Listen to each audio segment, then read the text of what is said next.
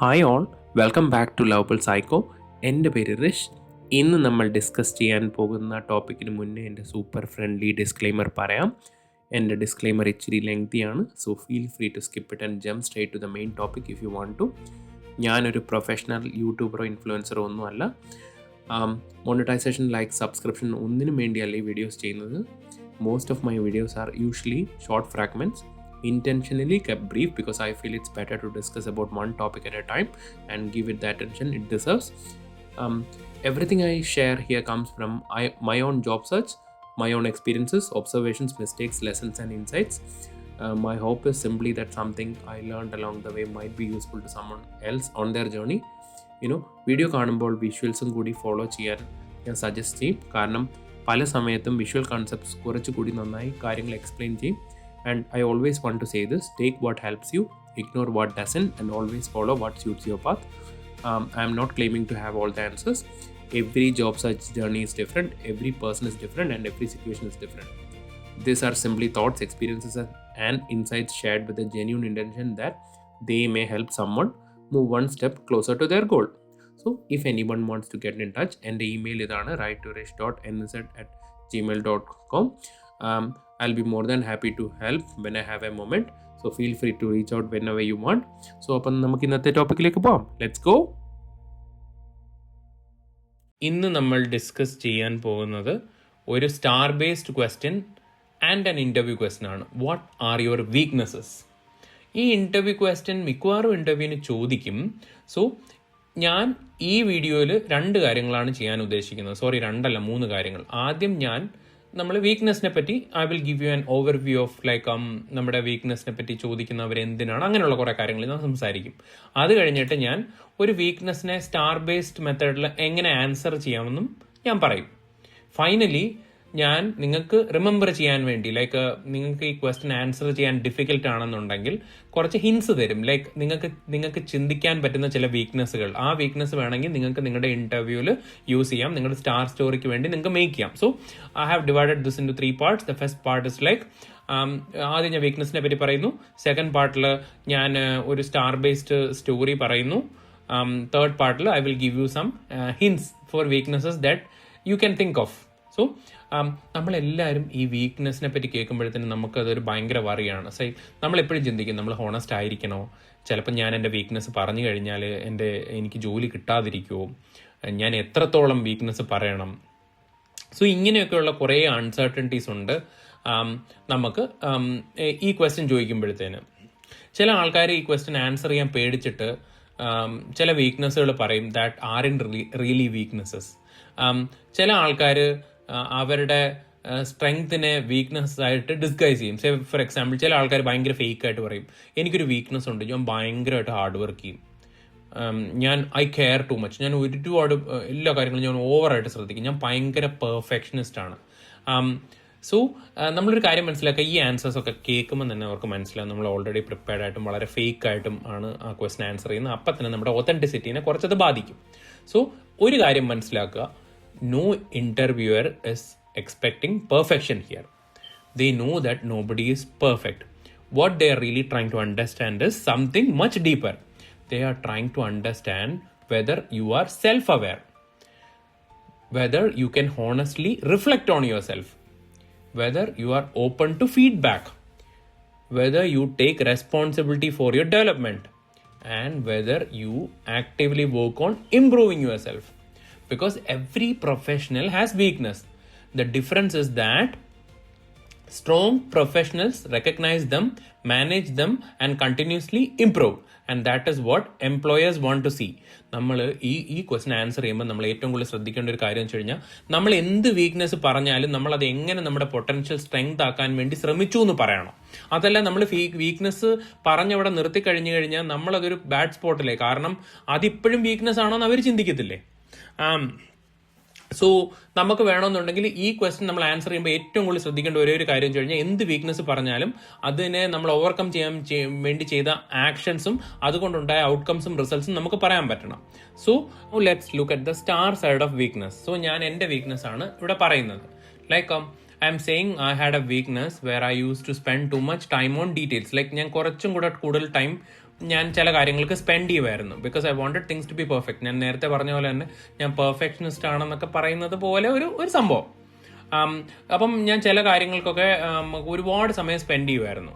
അപ്പം so basically this started affecting my productivity. So attention to detail വളരെ important ആണെങ്കിലും I eventually realized that over focusing on perfection can sometimes slow progress. ഞാൻ എൻ്റെ situation ഇപ്പോൾ already പറഞ്ഞു. There were situations where I was spending time improving something that was already good enough when that time could have been used creating value elsewhere. So അപ്പോൾ എൻ്റെ task എന്തായിരുന്നു പറഞ്ഞു കഴിഞ്ഞാൽ എനിക്ക് വേഗം പ്രൊഡക്ടിവിറ്റി കൂട്ടുകയും ചെയ്യണം. And I needed to focus on what truly adds value while maintaining quality and accuracy. അപ്പം ഞാൻ അതിനുവേണ്ടി എന്ത് ആക്ഷൻ ചെയ്തു? I started prioritising task based on impact and urgency.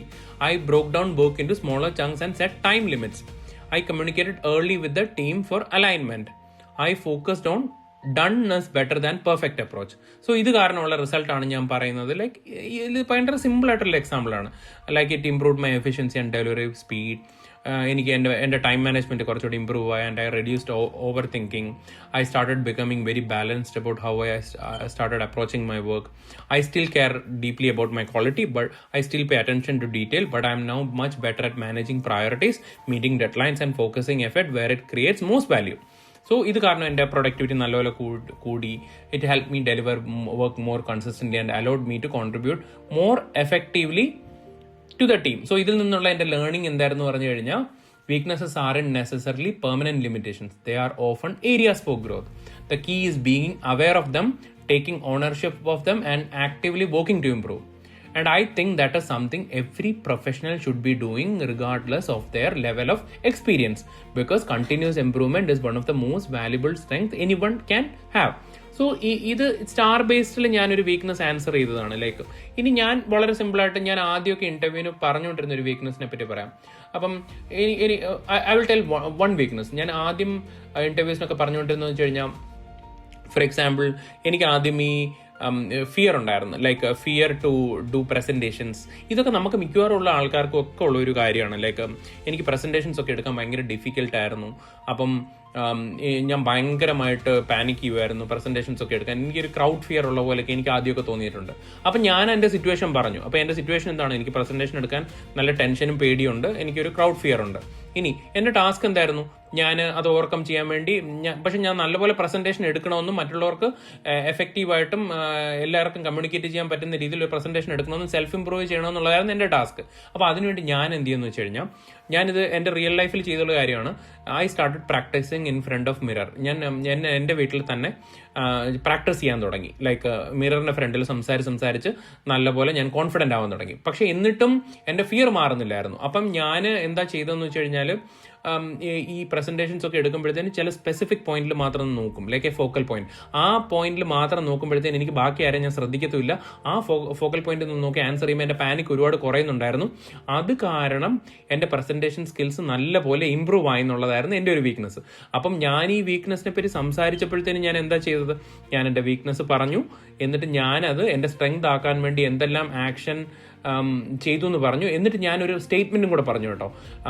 ഞാൻ എന്താ പറഞ്ഞതെന്ന് വെച്ച് കഴിഞ്ഞാൽ, I really believe if you have the right attitude, you can convert your weaknesses into your potential strength if you are ready to work hard. അങ്ങനെ ഒരു സ്റ്റേറ്റ്മെൻറ്റും പറഞ്ഞു. അപ്പം ഞാൻ എൻ്റെ പേഴ്സണാലിറ്റീനെ കുറച്ചുകൂടെ എക്സ്പോസ് ചെയ്തു. ഞാൻ അവർക്ക് പറഞ്ഞു കൊടുത്തു, എനിക്ക് എന്തെങ്കിലും ഒരു വീക്ക്നെസ് ഉണ്ടെന്ന് ആരെങ്കിലും പറഞ്ഞാലോ, അല്ലെങ്കിൽ if somebody points out and comes and say that you have a weakness here, I'm always ready to self improve. I'm always ready to patiently listen and understand what is my weakness.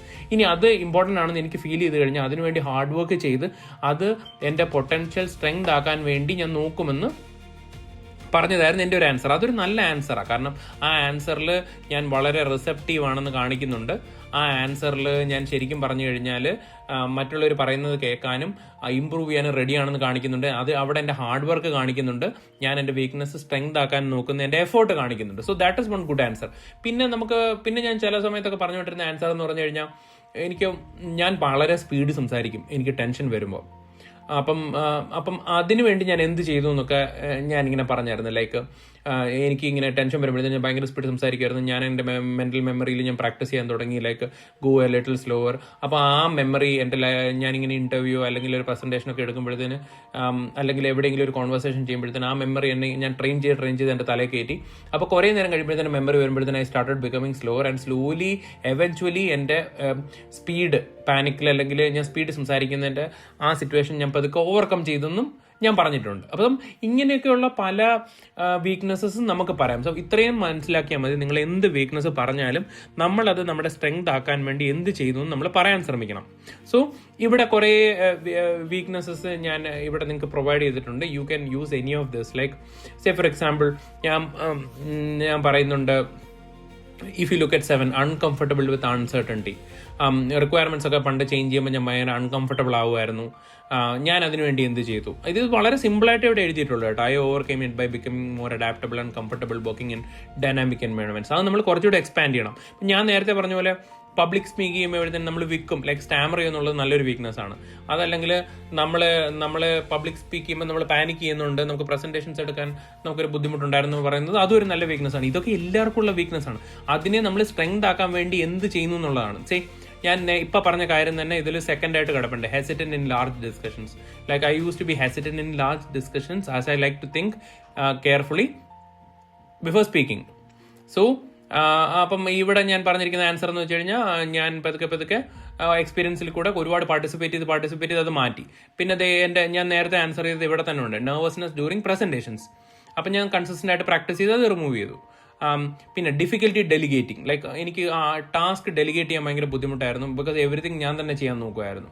പിന്നെ എനിക്ക് മനസ്സിലായി ഞാൻ എങ്ങനെ overcome ചെയ്തു, ഞാൻ ടീമിനെ trust ചെയ്യണമെന്നും and effective ഡെലിഗേഷൻ്റെ value ഞാൻ അതിനുശേഷം റിയലൈസ് ചെയ്യുന്നു. അപ്പോൾ ഇങ്ങനെയൊക്കെയുള്ള എന്തെങ്കിലുമൊക്കെ നിങ്ങൾക്ക് നിങ്ങളുടെ ലൈഫിൽ റിലേറ്റ് ചെയ്യാൻ പറ്റുന്നതായിട്ടുള്ള വീക്ക്നെസ്സസ് നിങ്ങൾ ഫൈൻഡ് ചെയ്യുക.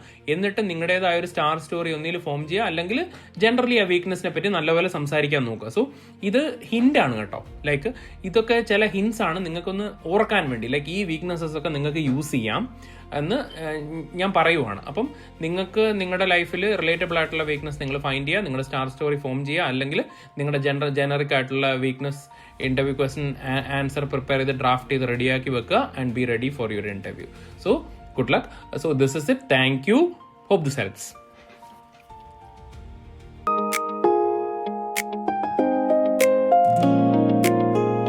Small steps, big wins.